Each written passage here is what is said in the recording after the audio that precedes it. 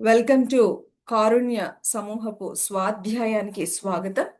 మరి ముందుగా మనందరి గురువు బ్రహ్మర్షి పితామహ పత్రిజీ గారికి, గురువులందరికీ, దివ్యాత్మ స్వరూపులకి, విశ్వానికి మన యొక్క ఆత్మ ప్రణామములు తెలియచేసుకుంటూ, మరి రాబిన్ శర్మ గారు అందించినటువంటి ది 5 AM క్లబ్ అనేటువంటి చక్కటి గ్రంథరాజం నుంచి అత్యున్నతమైనటువంటి పాయింట్స్ ని ప్రతిరోజు కొన్ని కొన్ని మనము చక్కగా తెలుసుకుంటున్నాము. మరి ఇందులో భాగంగానే మరి ఆ ఒకానొక బిజినెస్ ఉమెన్ కి మరి తనకున్నటువంటి పరిస్థితుల నుంచి చనిపోవాలి అని అనుకున్నప్పుడు మరి ఒకానొక సెమినార్లో అటెండ్ అవ్వడం, అక్కడ ఒకానొక ఇద్దరు మిత్రులని కలుసుకోవడం, అంతేకాకుండా ఆ సెమినార్లో మరి ఎవరైతే స్పీకర్ ఉన్నారో ఆయన ఇచ్చినటువంటి ప్రోత్సాహంతో మరి ఎన్నో అతి విలువైన జీవితానికి సంబంధించినటువంటి అతి విలువైనటువంటి పాయింట్స్ అన్నింటినీ కూడా తెలుసుకుంటూ మరి తిరిగి ఉత్సాహాన్ని మరి పొందుతూ జీవితాన్ని ఎలా మలుచుకోవచ్చు అనేటువంటి అతి విలువైన పాయింట్స్ ని మనం తెలుసుకుంటున్నాం. అందులో భాగంగానే మనకి ప్రతిరోజు కూడా 5 గంటలకు మన యొక్క ఉత్సాహం, మన యొక్క శక్తి అనేది చాలా ఉత్సాహంగా ఉంటుంది. మరి ఏదైతే మన జీవితంలో అతి విలువైనటువంటివి కార్యక్రమాలు ఉంటాయో అవన్నీ కూడా ఉదయమే మరి 5 గంటలకు అన్నది చాలా చాలా మనం ఆ టైంని కేటాయించుకోవాలి అన్న విషయాన్ని తెలుసుకుంటూ మరి అవే కాకుండా ఇంకా ముఖ్యమైనటువంటి పాయింట్స్ మరి మనము ఒకానొక మామూలు ఒకానొక సాధారణ వ్యక్తిగా కాకుండా మనందరిలోనూ కూడా అనంతమైన శక్తి ఉంది. ఆ శక్తిని మేలుకొలపాలి అంటే మరి ఎలాగ మనల్ని మలుచుకోవాలి అనేటువంటి భాగంగా మరి మొట్టమొదటిది వివేకం అనే పాయింట్‌ని మనం తెలుసుకున్నాం. మరి ఈ వివేకము గురించి ఎలాగ మనం ఇంప్రూవ్ చేసుకోవచ్చు అంటే, ప్రతిరోజు కూడా మరి మన యొక్క వ్యక్తిత్వాన్ని మెరుగుపరుచుకోవడం ద్వారా ప్రతిరోజు మరి మన వ్యక్తిత్వం ఎలాగ మెరుగుపడుతుంది అంటే గనక ఒకానొక క్రమశిక్షణతో కూడినటువంటి నడవడిక ద్వారా మరి మనలో ఆ వివేకం అనేది మరి ఉంటుంది. అలాగే ఎవరైతే మనము చెప్పుకునేటువంటి విజయం పొందినటువంటి మహానుభావులు ఎవరైతే ఉన్నారో వాళ్ళందరూ కూడా వాళ్ళకి ఒక్కసారిగా రాలేదు. వాళ్ళు ప్రతిరోజు కూడా కొంత టైంని వాళ్ళని మెరుగుపరుచుకుంటూ దాని వెనకాల ఎంతో సాధన చేస్తేనే మరి వాళ్ళకి ఆ స్థితికి చేరారు అన్న విషయాన్ని చాలా క్లియర్‌గా తెలుసుకున్నాము. అలాగే మరి మనందరికీ చిన్నప్పటి నుంచి గూడా మరి ఆహ్, నీ ఆహ్, ఈ విజయం పొందాలి అంటే గనక సామాన్యుల వల్ల కాదు. దానికి కొన్ని వంశీకులు కొంతమంది మాత్రమే అవన్నీ సాధించగలరు.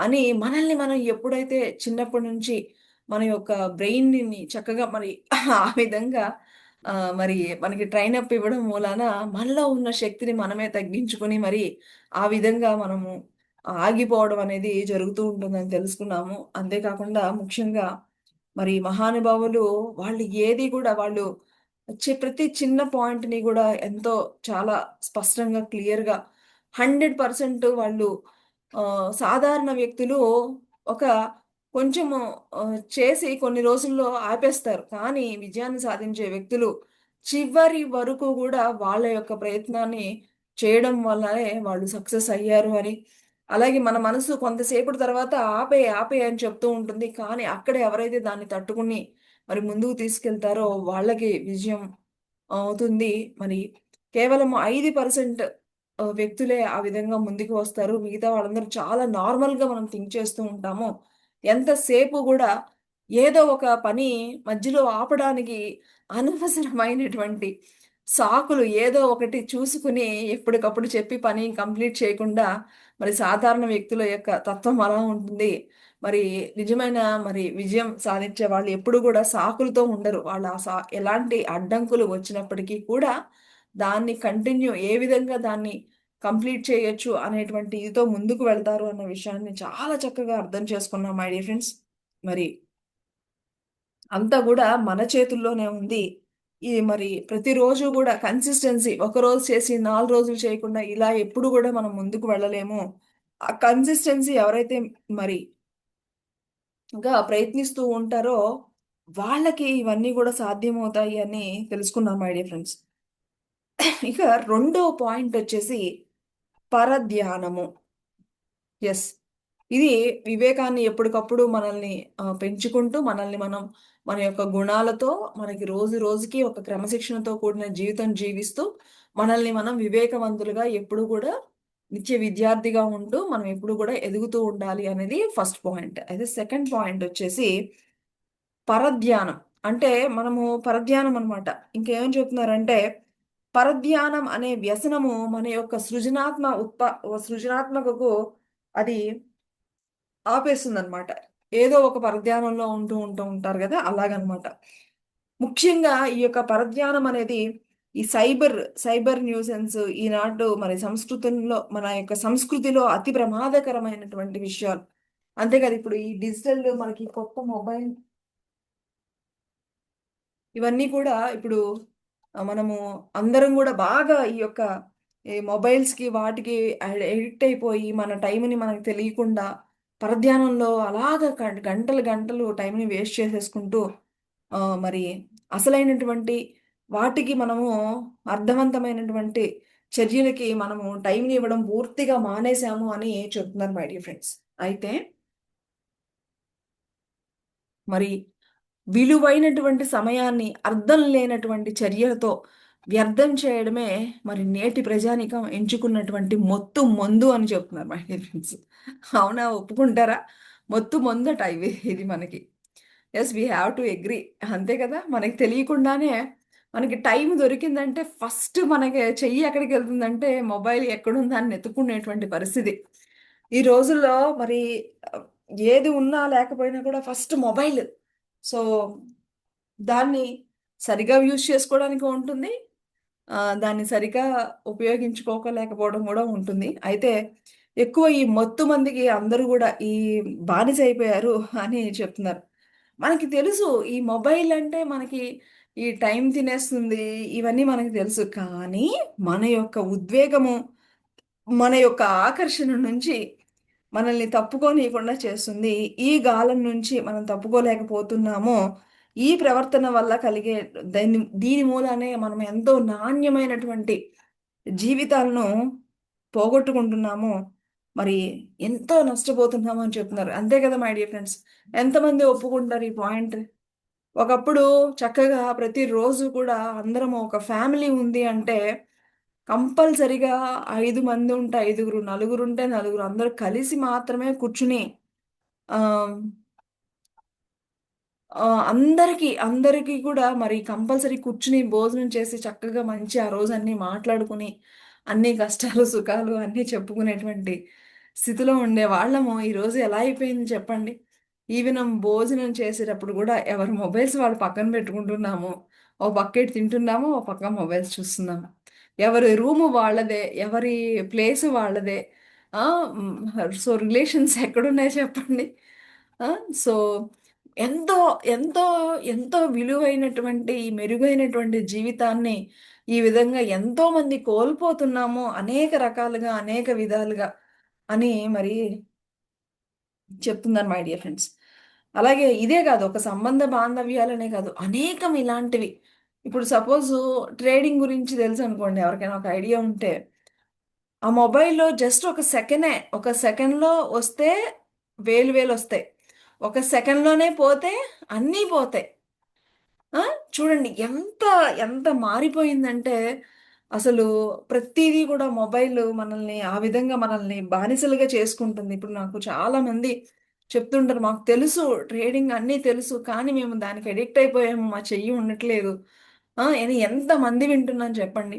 సో, అదే చెప్తున్నారు. సో, ఈ ప్రవర్తన వల్ల మనం ఎన్నెన్నో నష్టపోతున్నాము అని చెప్తున్నారు. మరి కానీ ఇక్కడ ఇంకా ఏమని చెప్తున్నారంటే మరి మనకు ఈ యొక్క అలా అని చెప్పేసి మొబైల్స్ వల్ల మనకు యూజ్ లేదా అంటే, చాలా యూజ్ ఉంది. ఒకప్పుడు చూడండి మనము ఏదైనా పేమెంట్ చేయాలి అంటే కంపల్సరీగా క్యాష్ ఉండాలి. ఇప్పుడసలు క్యాష్ ఎక్కడుంది? క్యాష్ ట్రాన్సాక్షన్స్ ఎక్కడున్నాయి? అన్నీ జీపేలు, ఫోన్‌పేలు. ఒకప్పుడు యూఎస్‌లో ఉన్నవాళ్ళు ఇండియాతో మాట్లాడాలంటే ఎంత కష్టపడేవారు.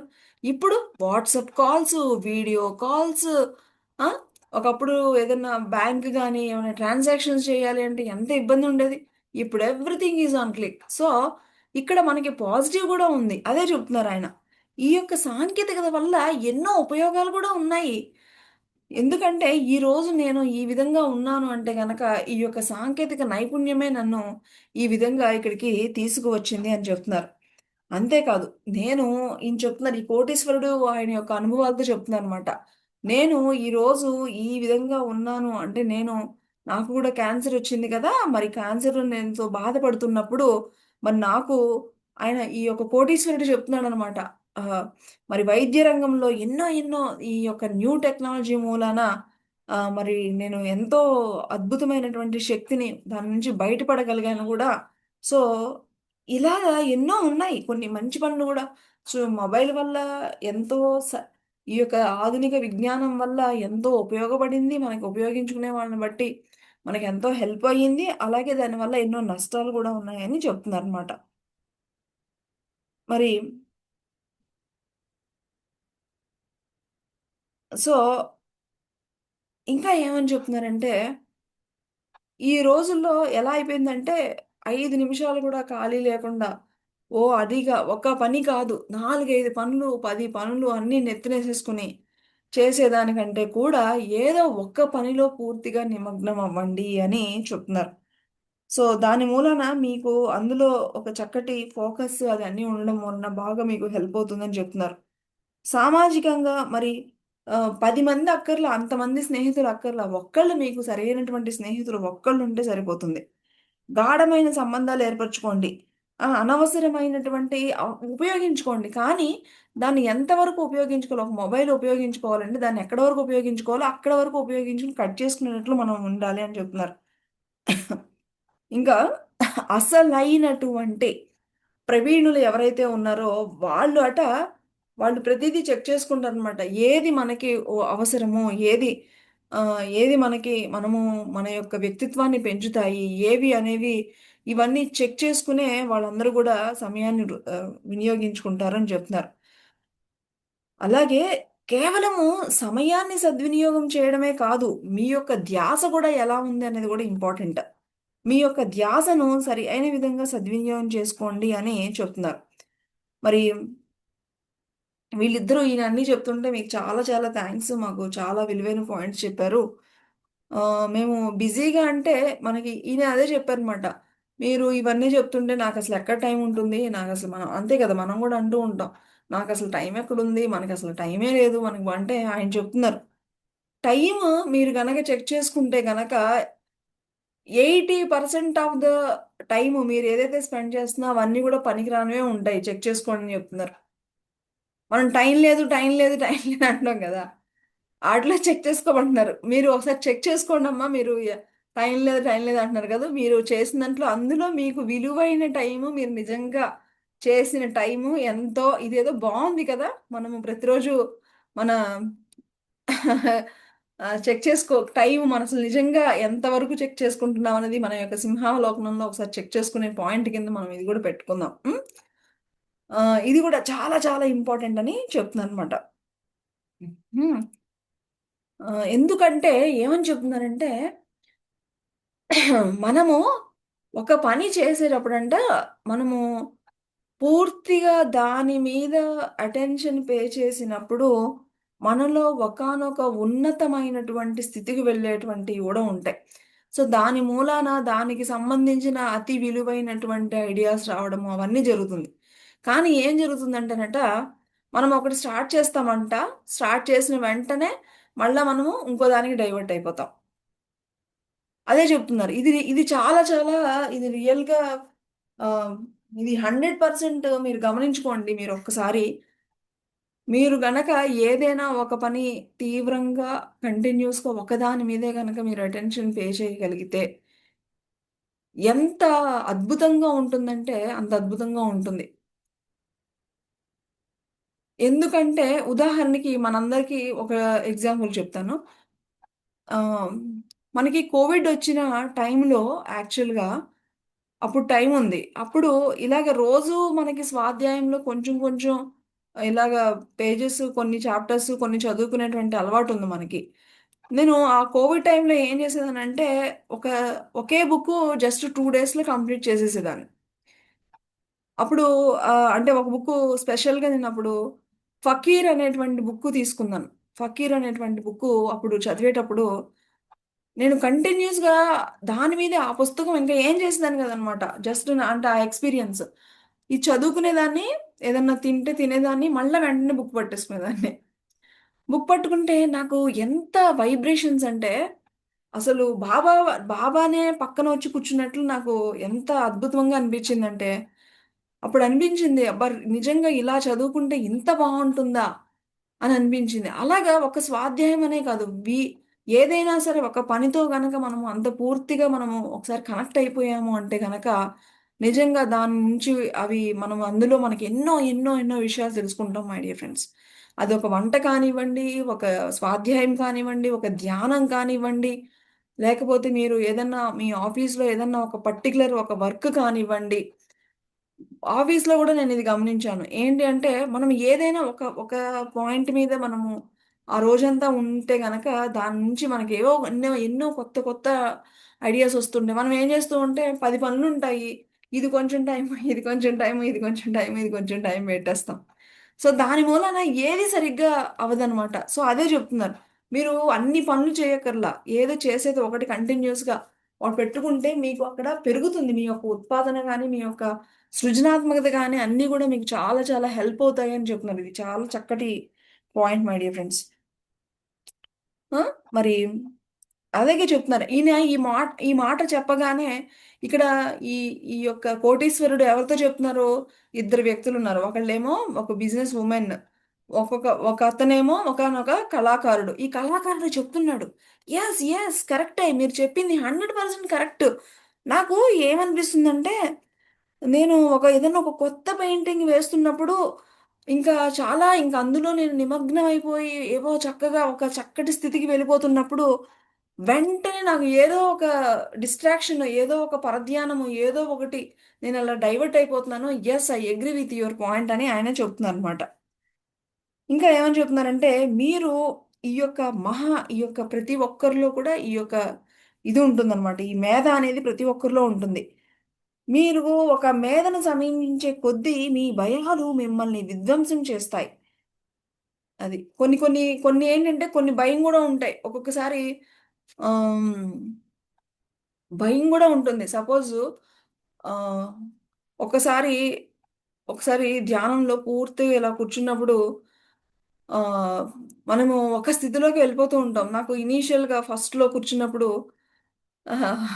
డేలోనే అన్నమాట. కూర్చొని సిన్సియర్‌గా, సీరియస్‌గా కూర్చొని పనంతా అయిపోయిన తర్వాత, ఇంక మధ్యాహ్నము అంతా అయిపోయిన తర్వాత కూర్చున్నాను. కూర్చొని లేచి చూస్తే అసలు నేనిక్కడ ఉన్నది ఏంటన్నది నేను అంటే నేనింక పూర్తిగా అక్కడికెళ్ళిపోయానన్నమాట. సో, ఏంటి నాకు మళ్ళా ఈ వరల్డ్‌లోకి రావడానికి నాకు కళ్ళు తెరిసినా గూడా నాకు కొన్ని సెకండ్స్ పట్టింది. అప్పుడు నాకు ఇమ్మీడియేట్‌గా ఏమైందంటే, అమ్మో! ఏంటి ధ్యానం చేస్తే ఇలా గూడా ఉంటుందా? ఇంత త్వరగా మనము బయటికి రాలేమా? నేనసలకి ఈ ఈ ఇక్కడ నేనెక్కడున్నానో ఈ రూమ్ ఏదో నాకు తెలీదు అన్నట్టుగా అనిపించిందనమాట. ఒక కొన్ని సెకండ్స్. ఇలా గూడా ఉంటుందని భయమేసింది. సో, అలాగా మనకి ఒకానొక ఉన్నతమైనటువంటి స్థితిలోకి వెళ్ళగలుగుతున్నప్పుడు కొన్ని కొన్ని భయాలుంటాయట. ఆ భయాలు మనల్ని ఆ స్థితిలోకి గూడా వెళ్ళకుండా ఉంటాయి. అంతే కాకుండా మరి చాలామంది చెప్తూ ఉంటారు. మరి కూర్చున్నప్పుడు కుండలిని యాక్టివేట్ అయినప్పుడు ఆ జర్క్స్ ఉంటాయన్నమాట. అప్పుడు భయపడిపోతూ ఉంటారు. అమ్మో! ఇదేదో అయిపోతుందమ్మో నేను కూర్చోను అంటారు. కొంతమంది ధ్యానం చేసేటప్పుడు గూడా నాకు కళ్ళు తిరుగుతున్నాయి. అమ్మో! నేనసలు ఇప్పుడు మా ఇంట్లోనే మరి చెప్తూ ఉంటే, అమ్మో! నాకు కళ్ళు తిరిగిపోతున్నాయి. నాకు ఇది వద్దు వద్దు అంటూ ఉంటారు. అలాగా కొన్ని కొన్ని ఏంటి అంటే కొన్ని కొన్ని ఆ భయాలను గూడా అధిగమించగలగాలి అని గూడా చాలా చక్కగా ఈ యొక్క పాయింట్‌ని మనం నోట్ చేసుకుందాం మై డియర్ ఫ్రెండ్స్. సో, మనము ప్రావీణ్యం సాధించాలి అంటే ఇలాగ మనకు తెలియకుండా మనలోనే ఉన్నటువంటి అనేక భయాల నుంచి మనం బయటపడాలి. చాలా మందికి చాలా భయాలుంటాయి. ఉదాహరణకి నాకు ఆహ్ ఒక్కళ్ళే రూమ్‌లో కూర్చోవాలంటే, నైట్ అయిందంటే, నైట్ ఒక రూమ్‌లో ఉండాలి మన ఇల్లయినా సరే కూడా ఎప్పటినుంచో ఉన్నా కూడా పక్కన ఎప్పుడూ ఉండాలి. ఎవరో ఒకళ్ళు నైట్ అంటే గనక. ఇలాంటి భయాలు.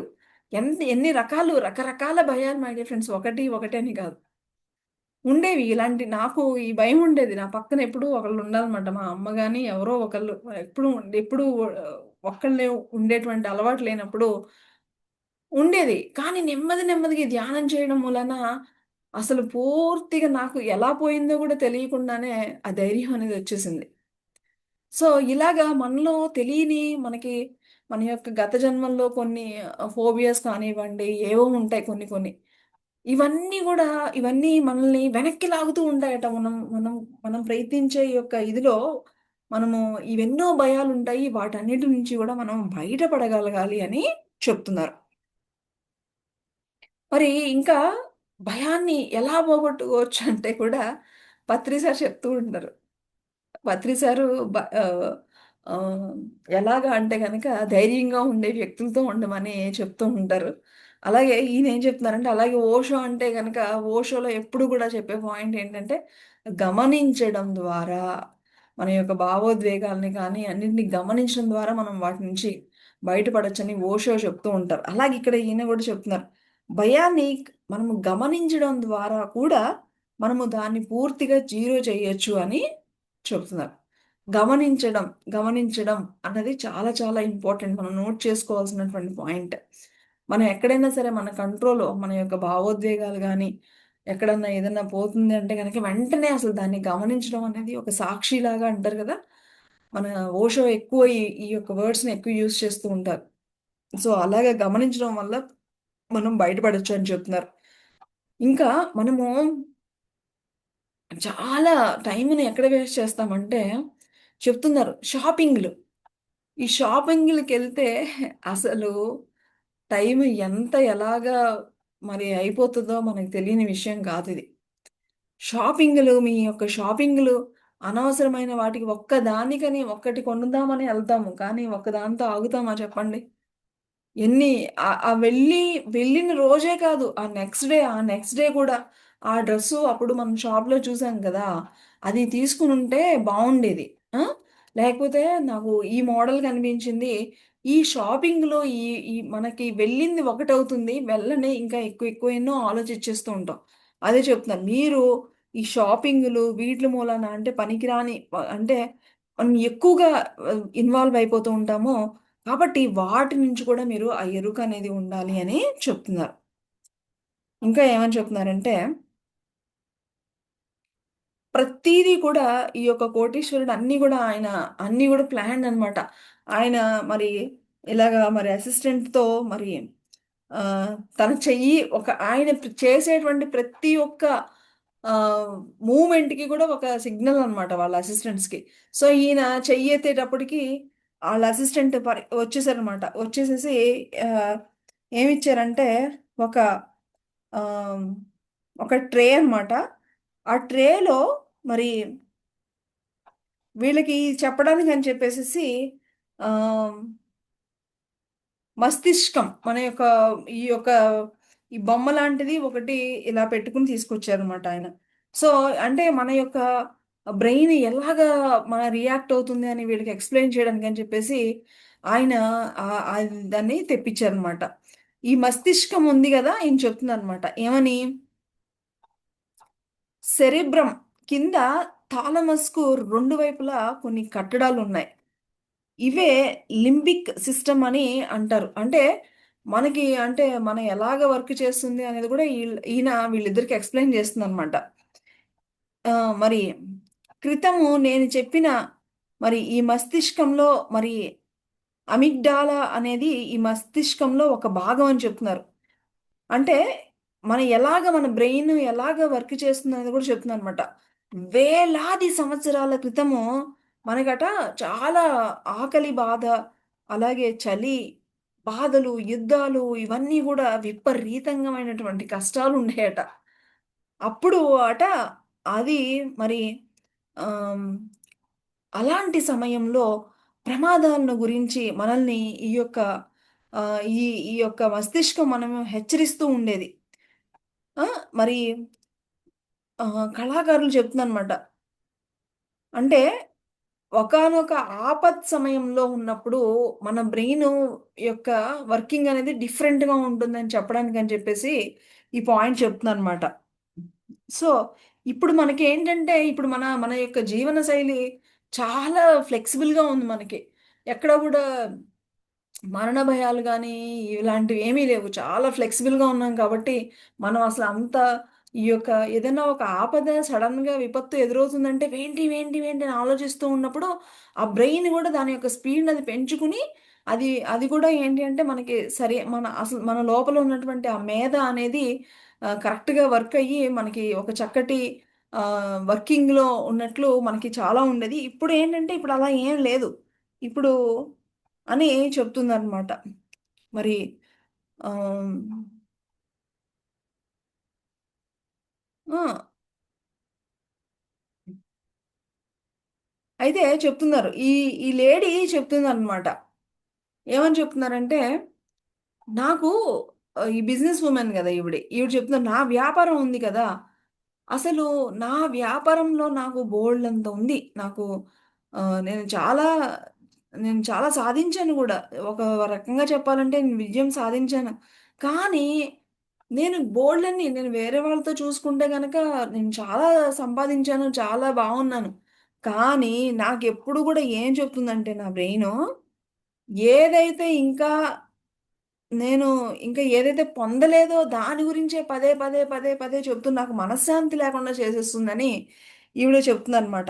అప్పుడు ఈయన చెప్తున్నారు. అంతే కదా! ఇప్పుడు మనందరికీ గూడా మనందరి జీవితాల్లో గూడా ఒక 80% చాలా వరకు వి ఆర్ ఫ్లెక్సిబుల్. మనకి చక్కటి ఆరోగ్యము, చక్కటి relations, financially we are strong, healthy ఇవన్నీ ఉన్నాయి. ఏదో ఒక్క పాయింట్ దగ్గర ఏదో ఒక చిన్నదుంటుంది.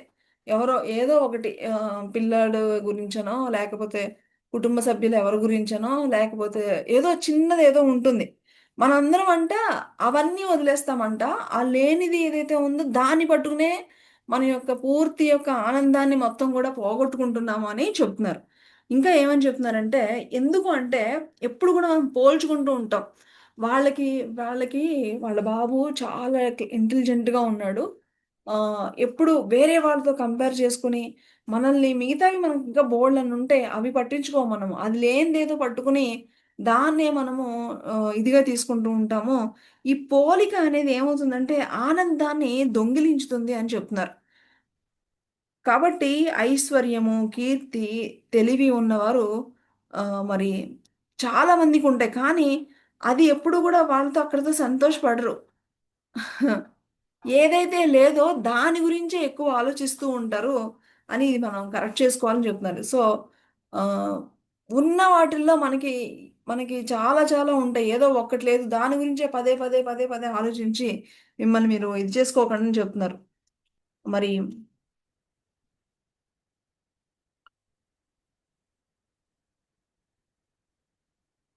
ఇంకా ఈ మెదడు గురించి చెప్తూ, మెదడులో ముందు భాగము ఆహ్, ప్రీ ఫ్రంటల్ కార్టెక్స్ అనేది ఉంటుంది. మెదడులో ఈ భాగము మన ఉన్నతమైనటువంటి ఆలోచనలకు సంబంధించింది. చూడండి మెదడులో ఒక భాగం గురించి చెప్తున్నారు. ప్రీ ఫ్రంటల్ కార్టెక్స్ అనేటువంటి మన మెదడులో ఒక భాగం గురించి చెబుతూ, ఆ భాగం వలన మనకి చక్కటి ఆలోచనలు గూడా మనకి దాని మూలాన దానికి సంబంధించింది ఆ యొక్క పార్ట్ అని చెప్తున్నారు. ఇంకా నాడీ శాస్త్రవేత్తలు దీనిని హేతువాదానికి మకుటాయమాయంగా చెప్తారు. ఇంకా మన స్పీకర్ ఉన్నారు గదా! సమ్మోహనమూర్తి. ఆయనైతే గనక దీనిని మరి ప్రవీణ మేధ అని అంటున్నారు.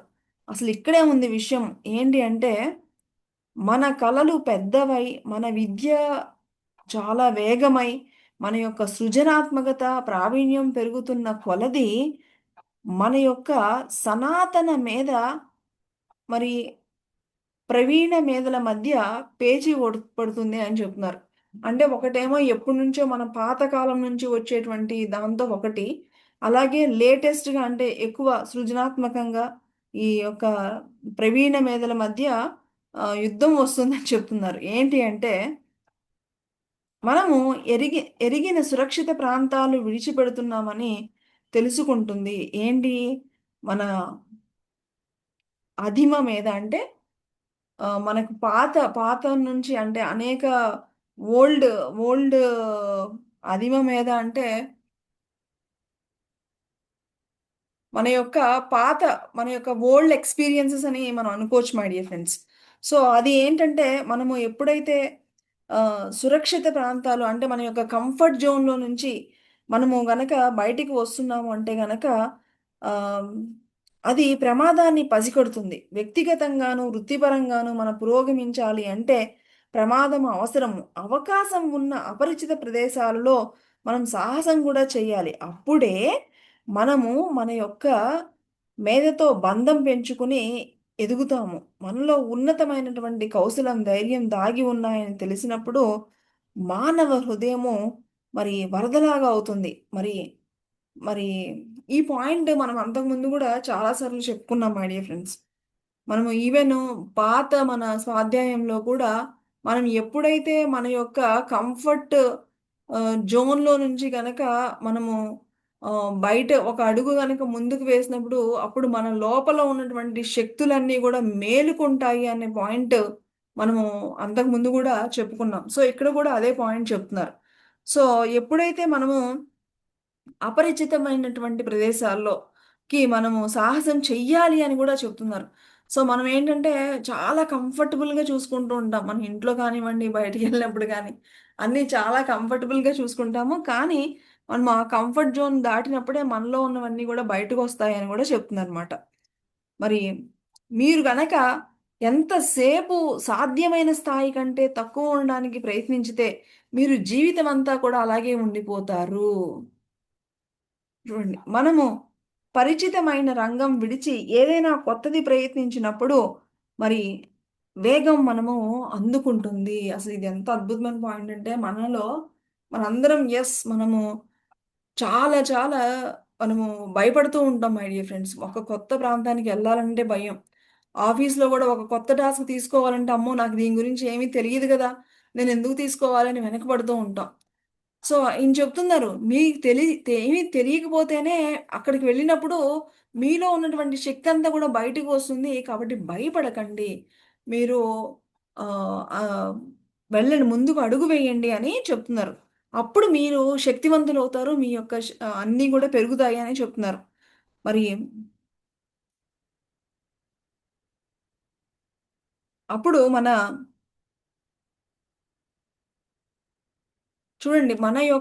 ఈ యొక్క మనం ఎప్పుడైతే మన కంఫర్ట్ జోన్ నుంచి మనం ఎప్పుడైతే మనము బయట పడినప్పుడట మన లోపల ఒక ఆహ్, ఒకానొక భయం కలిగించే హార్మోన్‌లు అంటే మనకి మన యొక్క ఫీలింగ్స్‌ని బట్టే మన లోపల ఉన్నటువంటి హార్మోన్స్ కూడా రిలీజ్ అవుతూ ఉంటాయన్నమాట. మనము మన సుఖ ప్రాంతాలను విడిచిపెడుతూ ఉంటే, మన లోపల ఉన్నటువంటి ఈ యొక్క సనాతనమైనటువంటి మేధ అనేది మేలుకుంటుంది. మన ప్రభావాన్ని ఇలాగ విస్తరించు చేసుకుంటే గనక మరి ఎంతో అద్భుతంగా ఉంటుంది అని చెప్తున్నారు. మరి లేదు మనం అలాగ పడుతూ ఉంటే గనక మన యొక్క మేధ అనేది కుచించుకుపోతుంది అని చెప్తున్నారు.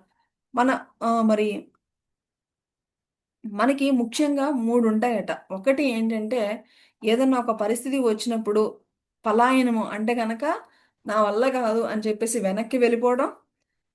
ఒకటి లేదు నేను ధైర్యంగా ఎదుర్కొంటాను అని ముందుకు వెళ్ళడం. లేదంటే అసలు అక్కడే ఆగిపోవడం. 3 ఉంటాయట పరిస్థితులు. అంతే కదా! కరెక్టే కదా!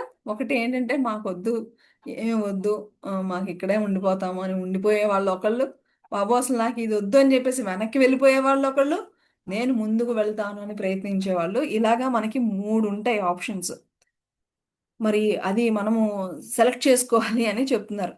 మనలోని ఉన్నత ఆశయము మనము ఎదగాలని, పరిణితి చెందాలని, కళాఖండాలను సృష్టించాలని, మరి ప్రపంచాన్ని ఉత్తేజపరచాలని ఆశించుతుంది. కానీ మనము ఈ ఈ మధ్యలో ఈ ఏర్పడేటువంటి యుద్ధాన్ని మనము చేయడం లేదు అని చెప్తున్నారనమాట. మరి సో, మనము ఎప్పుడైతే ఈ పరధ్యానం అంటే వాటికి, వీటికి మనకి బోలెడన్ని డిస్ట్రాక్షన్స్ ఒస్తున్నాయి గదా! అవన్నీ గూడా వాటి నుంచి బయటపడ్డము. ఇంకొకటి మనలో ఉన్నటువంటి ఇలాంటి భయాలన్నిటిని గూడా వదిలించుకోవడము.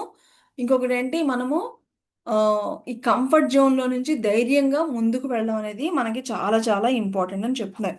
మరి ఎవరైతే ఆ విధంగా ముందుకు వెళ్తారో వాళ్ళే నిజమైనటువంటి యోధులు అని చెప్తున్నారు. ఎందుకంటే ధైర్యంగా వాటన్నింటినీ కూడా తట్టుకుని నిలవడమే కాక, మీలో ఉన్నటువంటి శక్తి సామర్థ్యాలను మీరు మేలుకొలుపుతారు అని చెప్తున్నారు. మరి వ్యక్తిగతంగా, వృత్తిపరంగా ఎదుగుతూ ఉన్నప్పుడు మరి ఎన్నో భయాలు ఉంటాయి. ఆ భయాన్ని భరించడానికి, ముందుకు సాగడానికి చచ్చిపోతామేమోనన్నటువంటి అనుభూతులు కూడా కలుగుతాయట. అక్కడ కూడా మనకెంతో ధైర్యం కావాలి. ఎప్పుడైతే మరి వాటిని కూడా దాటుకుని మనం వెళ్ళగలిగినప్పుడే చారిత్రాత్మకత అనే సోపానాలు మనం సృష్టించగలుగుతాము అని చెప్తున్నారు. మీరు అసలు ఎవరు? మీలో ఉన్న శక్తి ఏంటో అసలు అప్పుడే తెలుస్తుంది. మీ శక్తి సామర్థ్యాలను స్పష్టంగా అప్పుడు చూడగలుగుతారు. మీ ఆత్మవిశ్వాసము అపారంగా పెరుగుతుంది. మీకు ప్రజల కరతాళ ధ్వనులతో పని లేదు. ఇంకా మీలో ఈ శక్తి అంతా పెరుగుతూ ఉన్నప్పుడు మీకు తెలిసిపోతుంది. మీరు ఎంత గొప్పవారు, మీరు ఎలాంటి వాటిని తట్టుకుని మీరు ముందుకు వెళ్లారు, మీరు ఏమి సాధించారనేది మీ అంతఃసాక్షికి తెలుసు. మీకిక వేరే వాళ్ళ యొక్క కరతాళ ధ్వనులతో అసలు పనే లేదు. ఓకే. ఇదంతా కూడా వేరే వాళ్ళ యొక్క గొప్పలు, వేరే వాళ్ళ గౌరవాలు ఇవన్నీ కూడా ప్లాస్టిక్ జీవితాలు అని చెప్తున్నారు. ఇంక మనకి అలాంటి జీవితం అసలు అక్కర్లే. ఎందుకంటే మన అంతరంగానికి మనకి తెలుసు మనం ఏంటి అనేది. సో, కాబట్టి ఆహ్, మీరు ధైర్యంగా మీ యొక్క డిస్ట్రాక్షన్స్ నుంచి బయటపడి, ధైర్యంగా ముందుకు వెళ్ళి ఏదైనా సరే నేను చేయగలను అనేటువంటి దానితో మీ యొక్క కంఫర్ట్ జోన్‌లో నుంచి మీరు దేనికైనా సరే ముందుకు వెళ్ళడానికి రెడీ అవ్వండి అని చెప్తున్నారు.